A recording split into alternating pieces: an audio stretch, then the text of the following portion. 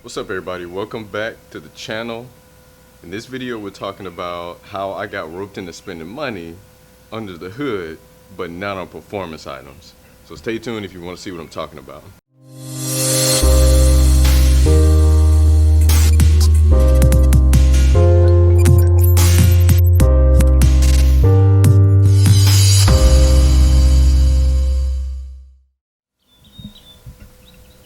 So if you look under my hood, you see that I have some things that I put in here to kind of customize the engine bay the way that I like it.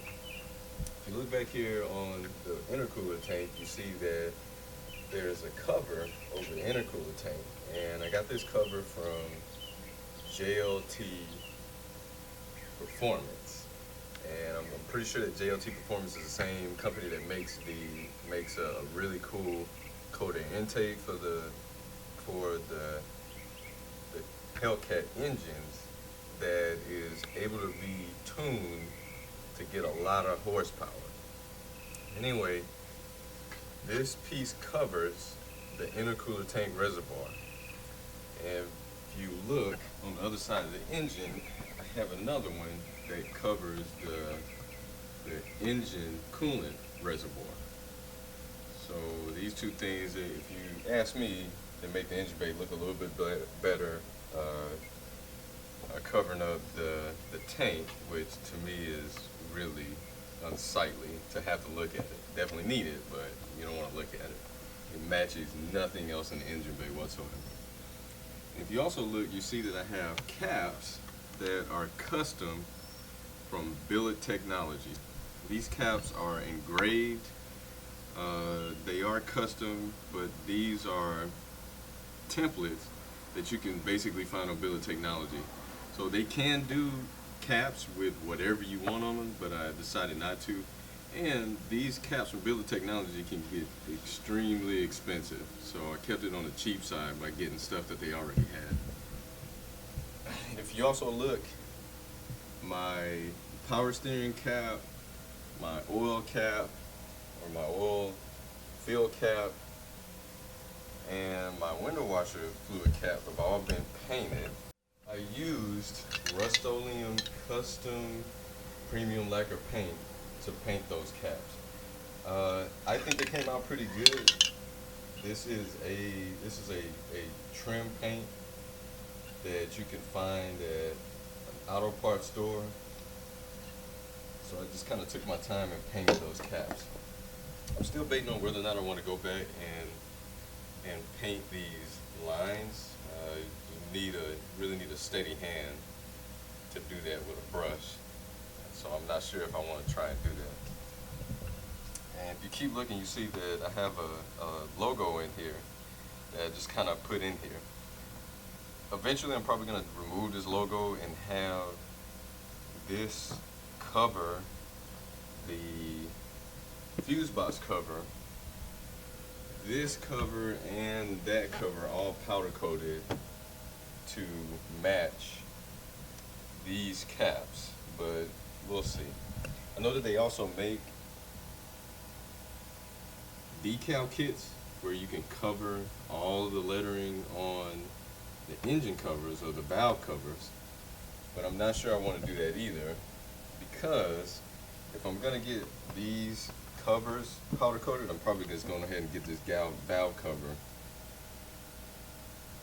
powder coated as well, but we'll see.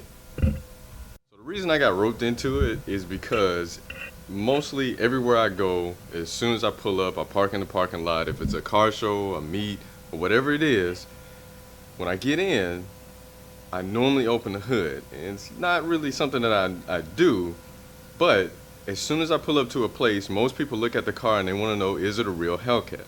Now, your older guys, your guys that've been in the car scene a long time, they don't really want to look at a big silver supercharger. But a lot of other people do. The reason is because people that own cars like these, the Dodge Challengers, Dodge Chargers, sometimes those people do what's called up badging. And if you're in the car community, you know exactly what I'm talking about. It's things like if you got a 350Z and you put a 370Z badge on it, Or in my case, if you have a maybe an RT or an SRT 392 and you put the Hellcat emblem on the side. Now, personally, I really don't care what kind of badge you put on your car because you paid for it. So you should be able to put whatever it is on your car that you want to. But there are a lot of people in the car community that feel like up-badging is against the law, and they are absolutely ready to crack down like police if they see a badge on a car that they don't agree with. With that being said, I ended up spending some money underneath the hood that I probably would not have spent if the car didn't have a supercharger. The logic behind it is, if I'm gonna open the hood and show people the supercharger, I kind of want the rest of the engine bay to look decent as well.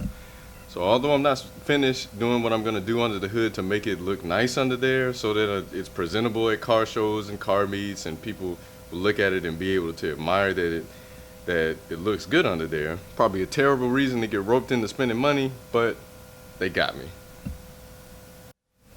Alright folks, so that's it for this video. I just wanted to real fast go through the reasons, go through what I've done under the hood of my car, and just kind of say why I spent money under my hood on things that have nothing to do with functionality and they don't add any performance whatsoever. I appreciate you tuning in, Blue Suit Reviews. Please follow me on Instagram. If you've been following me, you'll know that in about 1 month, Tampa's finest Fitment Days car show, July 5th, gonna be a huge car show. There should be some great cars out there, and you do not want to miss that. I'm gonna make sure I post the details to the car show in the description below. If you are in the Tampa area, the Orlando area, please come out and look at everything that is out there. And I also hear that there's going to be some really great vendors out there. You could get some car parts for cheaper than online. Who knows? Blue Suit Reviews, thank you for tuning in. Stay safe out there. Until I see you in the next video. It's not a game, it's a rich thing.